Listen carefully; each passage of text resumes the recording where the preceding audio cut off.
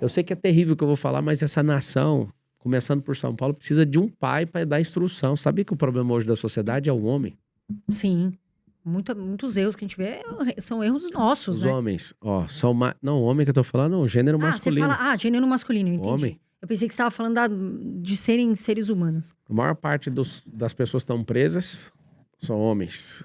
Morte precoce por não cuidar da saúde, homem. Delinquência, homem. Abandono, homem. Perversidade, homem. Homem, ele domina todos esses aspectos negativos.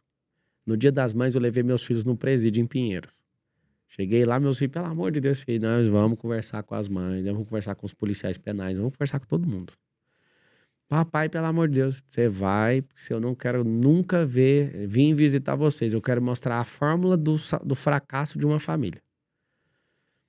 Aí para as mães, seu filho, é um 5,7, um 5,5. Aí, beleza, elas com as bolsas tudo transparente, porque para entrar com as comidas tem que ser tudo Tudo transparente. vigiado, né? Tudo Absurdo. revistado. O absurdo nível de humilhação, mas a segurança é isso mesmo, tá certo. O que aconteceu?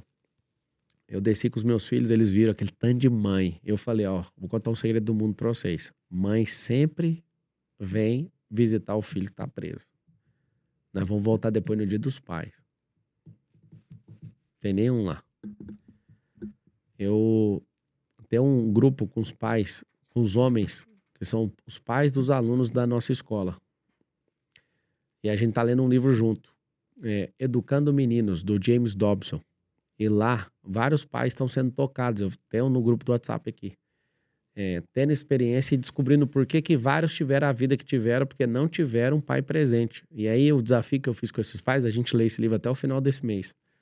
Pra gente melhorar o nosso cuidado com os meninos. Você acredita que os meninos precisam de mais cuidado que as meninas hoje? Que a delinquência, a falta de saúde, a inconsequência, o abandono, a perversidade é muito maior no homem. O homem tá corrompendo a sociedade e ninguém tá vendo.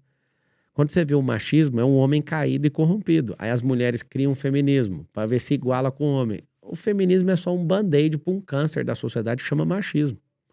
43% dos lares no Brasil são liderados por mulheres. Por quê? Elas que escolheram sofrer duplamente para desfrutar menos. Tá faltando homem. A gente tem que provocar a identidade masculina no esporte. A gente tem que provocar isso. Nós não somos um país em guerra. A gente não está formando disciplina em homem.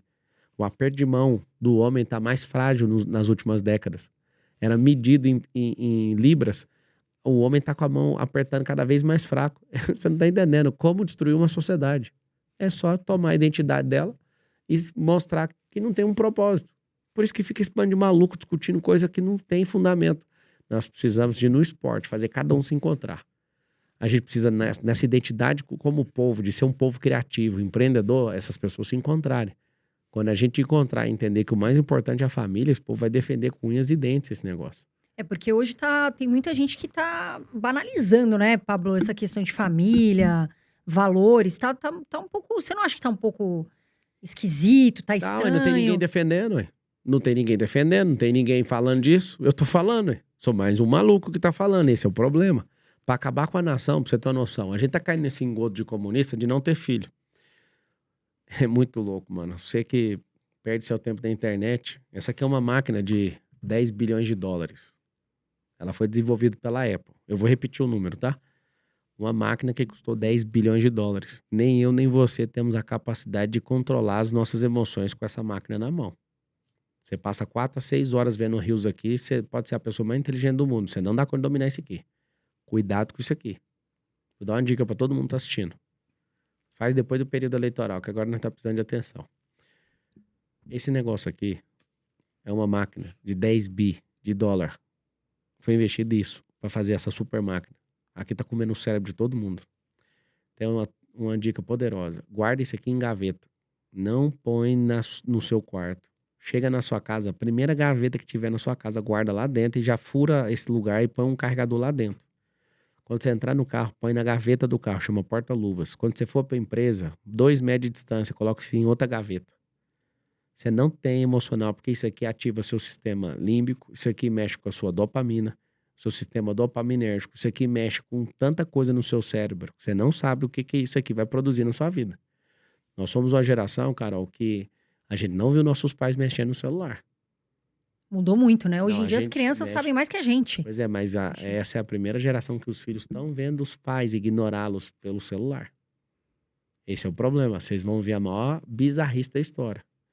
Desde quando o inglês criou a medição de QI, nunca na história da humanidade os filhos tiveram QI menor que o dos pais. Essa é a primeira geração da idiotização. Tá funcionando o que esses caras pregam. Então toma cuidado com isso aqui. Algumas nações proíbem, por exemplo, TikTok e algumas A ferramentas por própria causa China disso. não passa, né? Lá. Você já entendeu o que eu tô falando. Nós seremos uma nação idiotizada se não entendeu para que funciona isso. Então, quando eu falo para você faz o M, faz gostando não.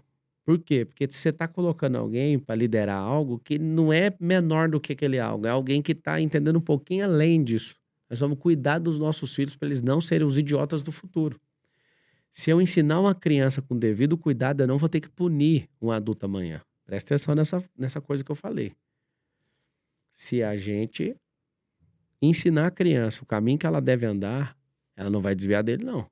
E eu não preciso, como Estado, punir essa criança amanhã. Porque um monte de cara que é punido nem é adulto, continua como criança. O cara tem 20 anos, 30 anos e é infantilizado. Cuidado com isso.